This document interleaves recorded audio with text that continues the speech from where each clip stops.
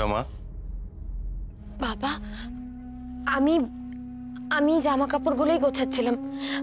আপনার জামা কাপড়ও গুছিয়ে দিই। না, দাঁড়াও দাঁড়াও মা, একটা কথা সত্যি করে বলতো, মন্মথকে বিয়ে করতে তোর কোনো আপত্তি নেই তো?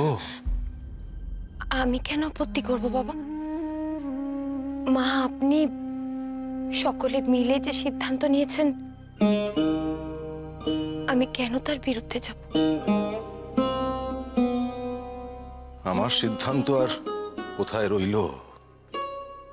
আমি তো শরৎকেই দেখ মা, আমি যাই ভেবে থাকি না কেন, তোর মায়ের কথাকে তো আমি অগ্রাহ্য করতে পারি না। একটা কথা ঠিক, এই বিয়েটা বেশি দিন আটকে থাকলে পাঁচজনে পাঁচ রকম কথা বলবে, সেটা তো ঠিক নয়।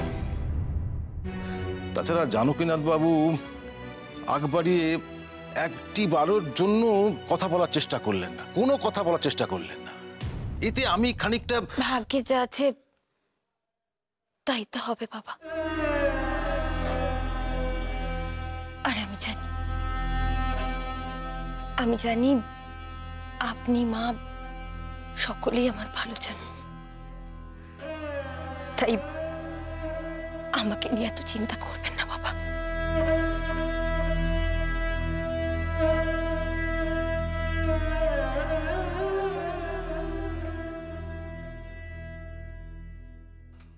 বাবা, বাবা, আপনি বিভাকে দেখলেন তো? মান অভিমান ভুলে কিছু একটা করুন। কিন্তু অজিত, আমি তো শুনলাম যে মন্মথকে বিয়ে করতে ও রাজি আছে। সে তোর জেদের বসে অভিমান করে নেওয়া সিদ্ধান্ত। হ্যাঁ, আপনি বিভাকে চেনেন না বাবা?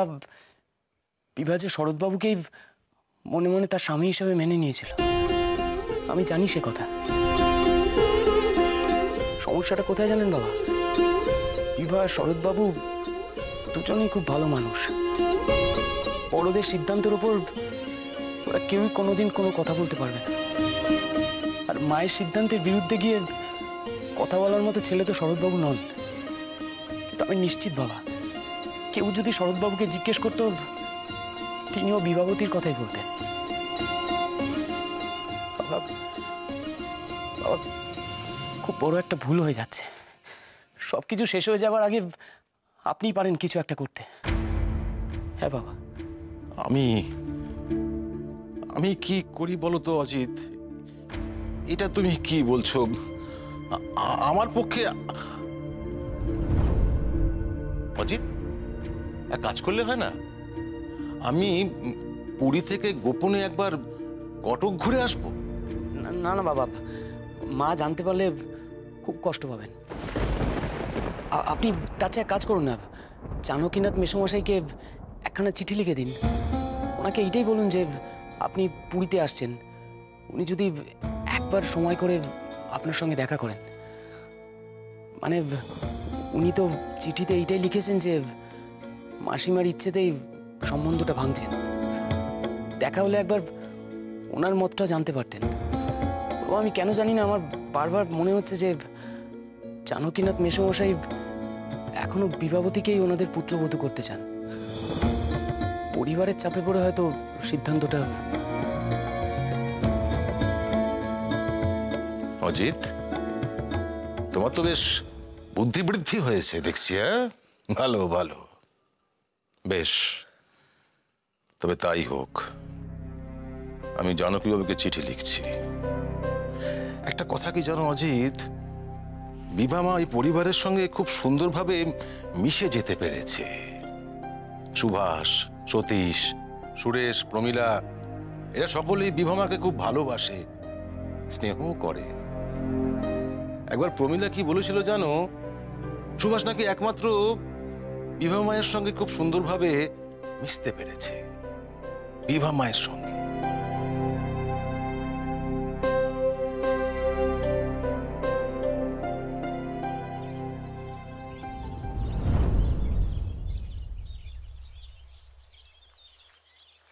নরো নরৌ নরা নরম নরৌ নরা নরেন নরাভ্যাম নরই।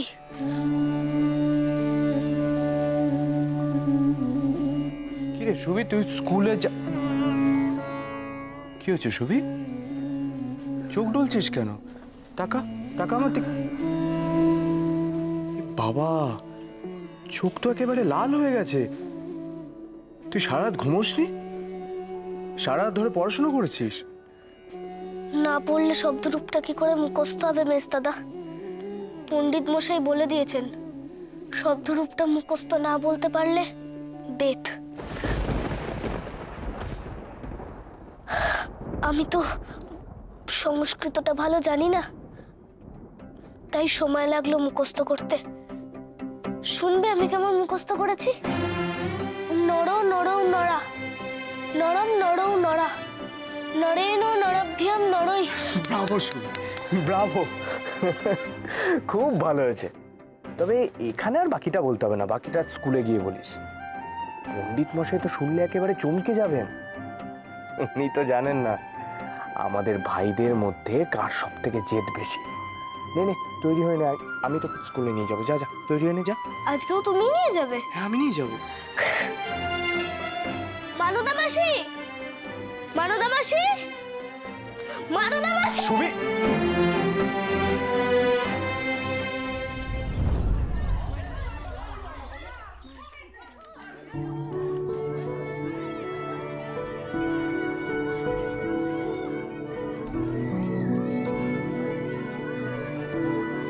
এবার আমি একা যেতে পারবো মেজদাদা, তুমি যাও। আচ্ছা ঠিক আছে, ক্লাসে মন দিয়ে পড়া বলবি। সুবল, এটা তুই জানলার পাশে নিয়ে গিয়ে বস, তাহলে এটা রোদে আরো খানিকটা শুকিয়ে যাবে। মেজদাদা দেখো কি সুন্দর মাটির পুতুল বানিয়েছে। তুইও শিখে যাবি সব। এই স্কুলে তো মাটির জিনিস তৈরি করা শেখানো হয়। ওই স্বদেশী মেলার মতো। সবই চুপ, একদম চুপ। এসব কথা তুই আর বলবি না। স্বদেশী মেলা, ক্ষুদিরাম বসু, এসব নিয়ে যেন আর কোনো কথা বলতে না শুনি আমি। গাছকে তো বাড়তে দিতে হবে শরৎবাবু। আগে থেকেই তার ডালপালা এভাবে বেঁধে দিলে সে বাড়বে কি করে? দেখুন, ও যা বলছে তা বলতে দিন। চারপাশের লোকজনের চোখ মুখ দেখে তবেই না বুঝতে পারবে যে কোন কথা কোথায় বলতে হয় আর কোথায় বলতে নেই।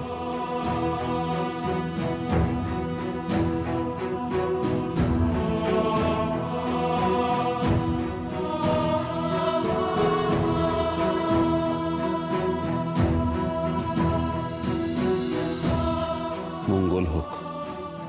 সুভাষ, আজকে যুদ্ধ জয়ের জন্য তৈরি হয়ে এসেছ তো? হ্যাঁ মাস্টার মশাই। বাহ, একদিনেই স্যার থেকে মাস্টারমশাই। আমি খুব খুশি হয়েছি। সুভাষ, মনে রাখবে, আমরা যখন যে পরিস্থিতিতে থাকি সেই পরিস্থিতির সঙ্গে আমাদেরকে মানিয়ে নিতে হয়। কেমন? যাও, ক্লাসে যাও।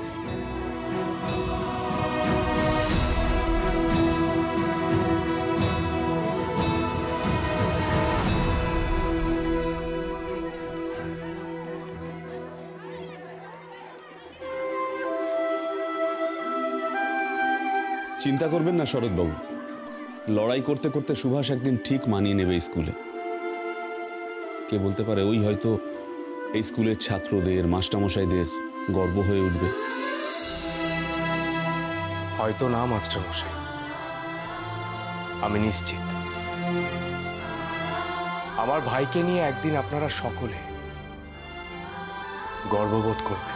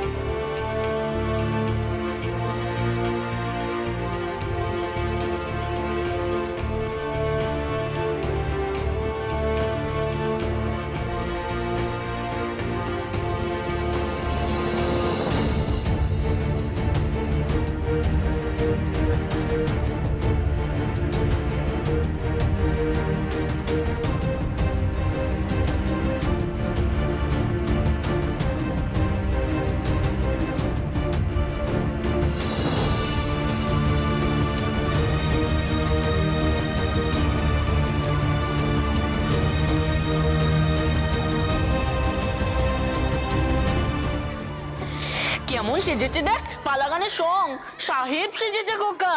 ডং ডং ডং।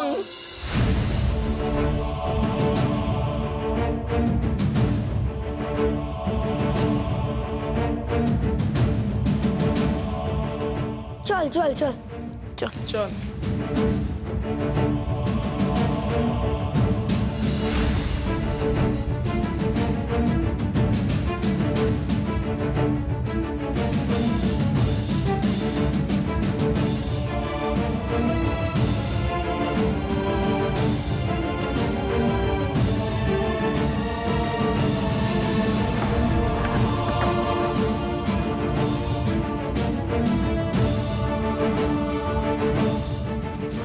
তুমি আবার আজকে এই বেঞ্চে?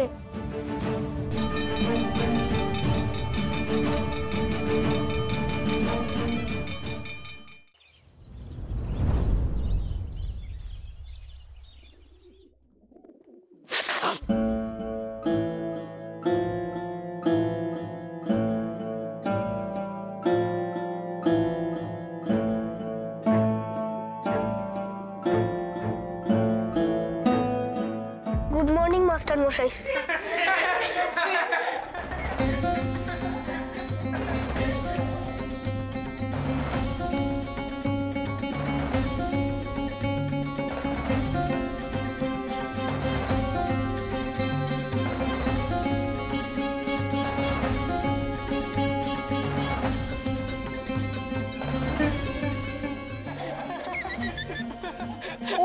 ও আবার মাস্টার মশাই, সংস্কৃত ক্লাসে এসব গুরুচণ্ডালী সাহেবিয়ানা কতদিন চলবে কে জানে। সব মনে আছে তো? আজ শব্দরূপ ধরার কথা ছিল। যে যে না পারবি কান ধরে বেঞ্চের ওপর দাঁড়াবি। আমাকে যদি বলতে হয় তাহলে কিন্তু শুধু মুখে বলবো না, আমার পেটও কথা বলবে।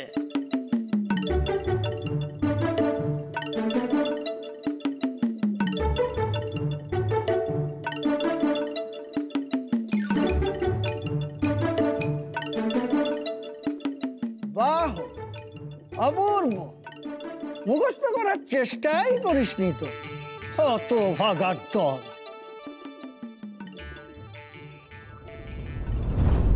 ও বাবা, সাহেব বসে পড়লো দেখছি। সাহেবের বুঝি বেঞ্চের ওপর দাঁড়াতে খুব লজ্জা।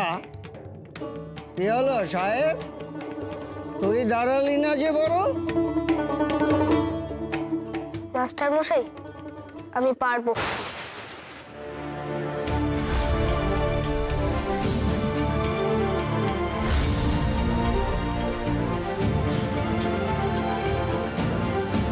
পানি নিয়ে এসেছে আমার, একদিনে শব্দরূপ।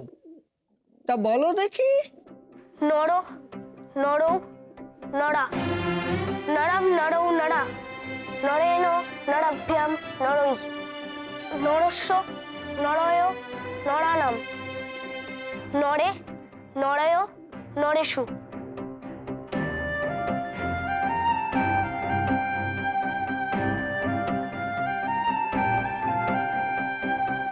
আমি নর শব্দরূপ বলতে বলিনি, গজ শব্দের রূপ বল। আগে গজ। চারু, তুই বলে দে তো। গজ গজৌ গজা, গজম গজৌ গজা, গজেন গজাভ্যাম গজৈ, গজায় গজাভ্যাম গজেভ্য, গজাত গজাভ্যাম গজেভ্য, গজস্য গজয় গজানাম, গজে গজয় গজেষু। শুনলি, সাধারণ জ্ঞানটুকু থাকলেই বোঝা যেত নর আর গজ একই ধারার শব্দরূপ। তবু ওই নর শব্দরূপটা বলতে পেরেছিস বলে বেতের হাত থেকে রক্ষে পেলি।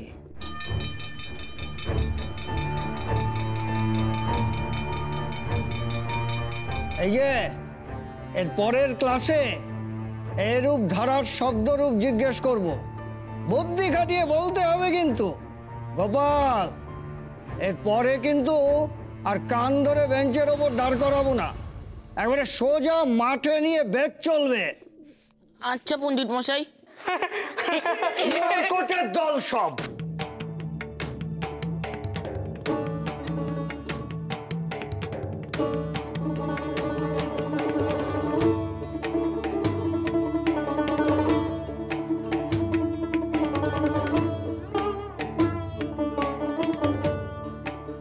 গজো গজো গজা, বুঝ পায়ে সাহেব এলো, বুঝবে এবার মজা।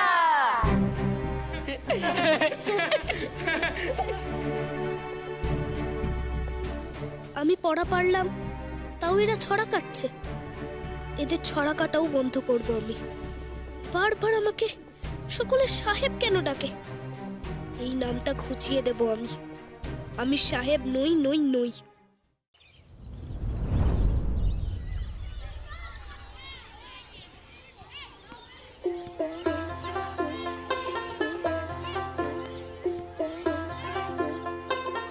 খেলা হচ্ছে।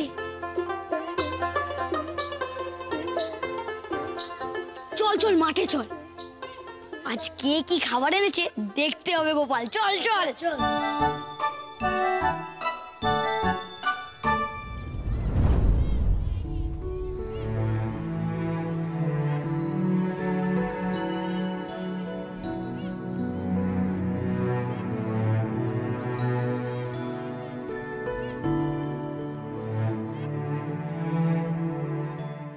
জীবন, কাম হিয়ার।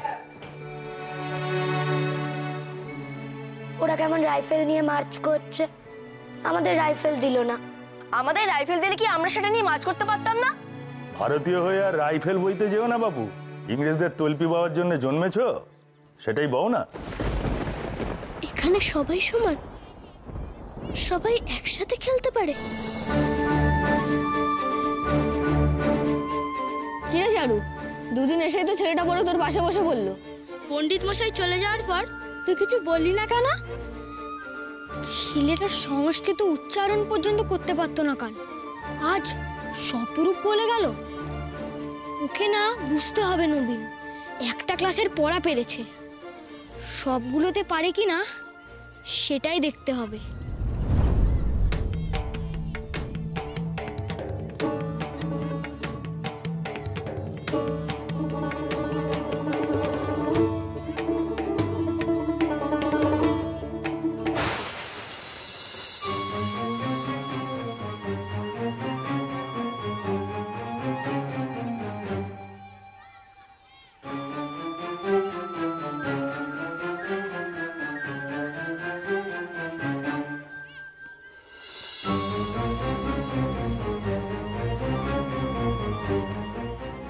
মিষ্টি ঝেপে আমরা খাবো মেপে, মিষ্টি বটি পোকা, সাহেব বলে বোকা।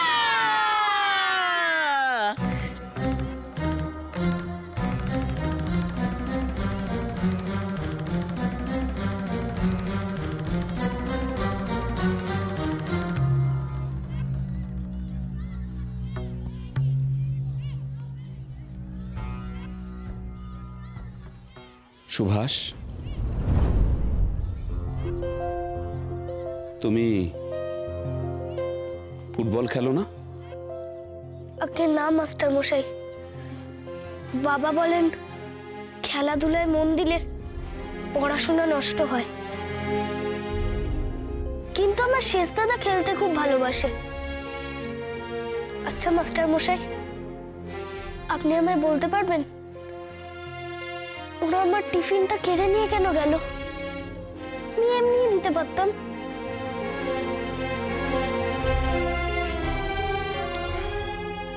এখন তো কিছুক্ষণ টিফিন চলবে, এসো তুমি আমার সাথে, এসো।